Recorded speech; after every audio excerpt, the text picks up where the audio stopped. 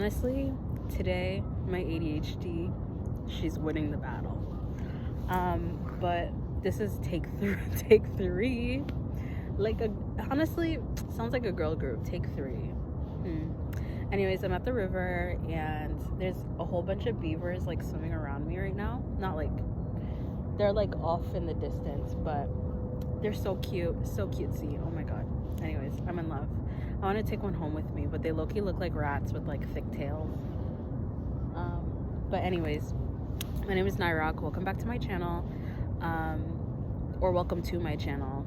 A lot of you finna be new, just like me. Honestly, I feel like I'm new to this, so thank you for joining me.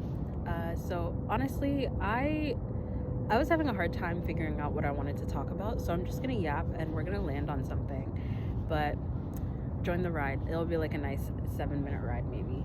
But I have been thinking about perfectionism a lot lately and how it's impacted my ability to like move towards things. And I'm in the process of creating something that is like not what I'm used to, nor is it something that, like, I literally have no idea what the fuck is going on. Let me start there. I'm building something, but I don't really know what it is. I know what it is that I'm building, but I really don't know all the steps that I need to take. I'm just taking steps. And as I take a step, I find that the next step kind of reveals itself, usually even in the most random ways. Like, I work in retail, and sometimes I'll have customers come in and they'll like say something that will be an answer to the question that I needed.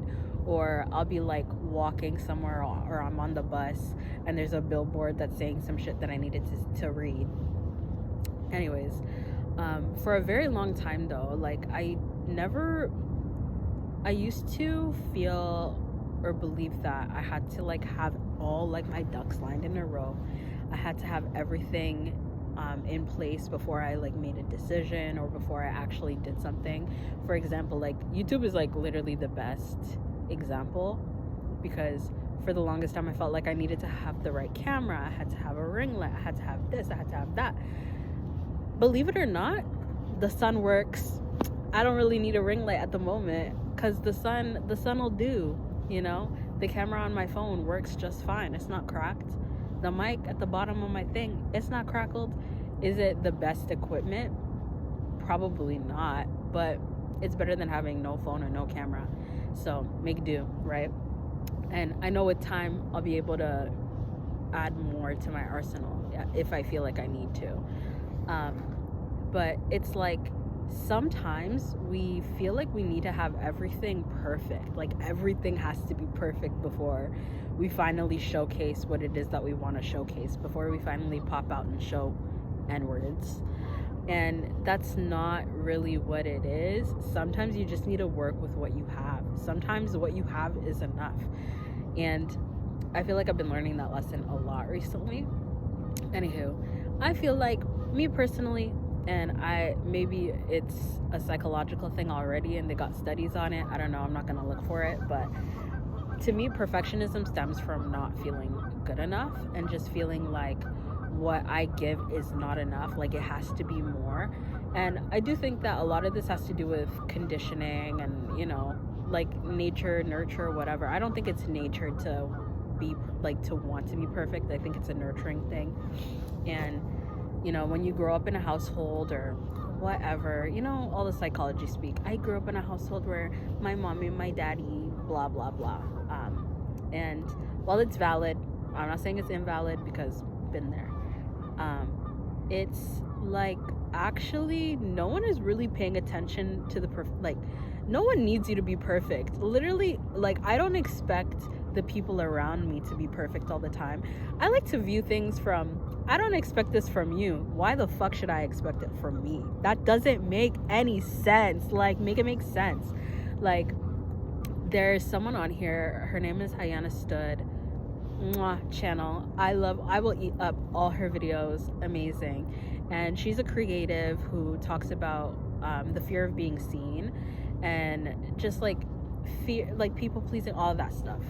And she was saying how like a lot of times like you don't have to wait for, and this has to do with like, I feel like speaking or like showing up like publicly as a creative, but you don't have to wait until your art is like revolutionary in order for you to show up and show your art. Like when you're having a and this is from her video, but when you're having a conversation with your friend, you're not holding on to every word her, hoping that they say like the best one liner, the best bar, like that everything that they say is like you're not doing that. You're just having a conversation with them, and eventually you might have something said that is like, that's a bar, that's amazing, you should have, wow, I wish I recorded that. And I think that's like the same with like art. Not everything you put out is going to be perfect. Not every song you write is going to be the best song. Not every picture you paint is going to be the best painting. Sometimes it's just good enough. Sometimes, you know, you're just putting it out there, and then the next one might be the revolutionary thing. But you don't have to wait for everything to be perfect in order for you to release what it is that you want to release, or for you to do what it is that you want to do. When I was moving out of my mom's house, I remember like before I had gotten to the point of like, I actually need to go, I need to get the fuck up out of here, I thought that I needed, like, you know how okay, the responsible thing to do is to save up your $3,000 or your 3 months rent and whatever, and to make sure like all your things are lined up. Sometimes life doesn't go like that though. And I believed before I got to the point of actually leaving, I felt like, oh well, I can't get my own apartment, I can't do this, I can't do that.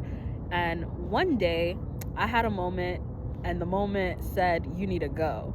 And baby, let me tell you, when I decided I wanted to leave, the moment that I had fully decided, okay, it's time for me to go, everything came together within a week. By the end of the year, which was not this year, but the last year or whatever,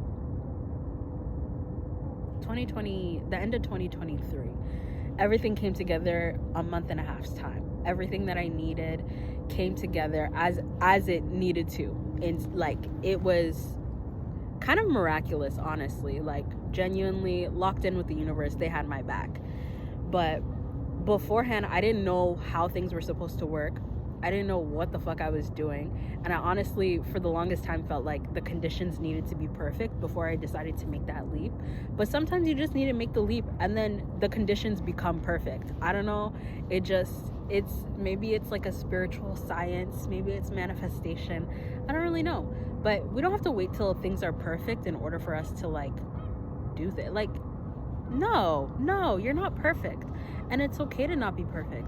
No one is perfect. Literally, when you look at, there's some people who are broke, but they're still figuring out how to, I don't know, eat by the end of the day. They're so creative. They know how to make a meal out of like their 3 ingredients that they had in the fridge.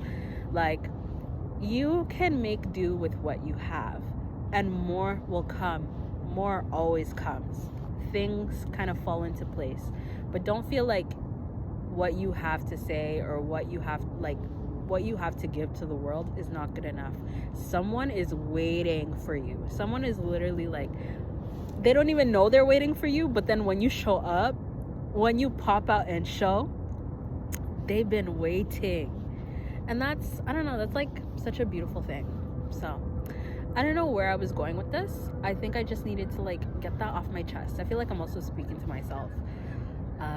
But yeah, I don't know. Le'Veon Bell and the birds go. Anywho, yeah. Do I have anything to say? Ask the audience.